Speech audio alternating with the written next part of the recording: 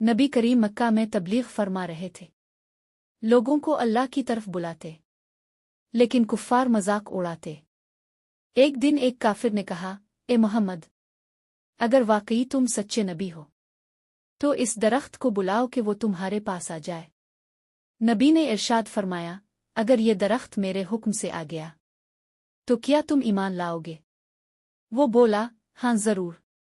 رسول اللہ نے فرمایا، اے درخت، میرے رب کے حکم سے آ جا۔ سب نے دیکھا، زمین ہلنے لگی اور درخت اپنی جڑوں سمیت چلتا ہوا نبی کے سامنے آ کھڑا ہوا۔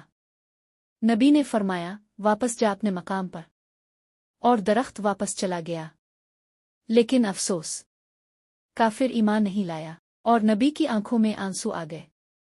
فرمایا، دل اگر بند ہو جائے تو نشانیاں بھی اثر نہیں کرتی۔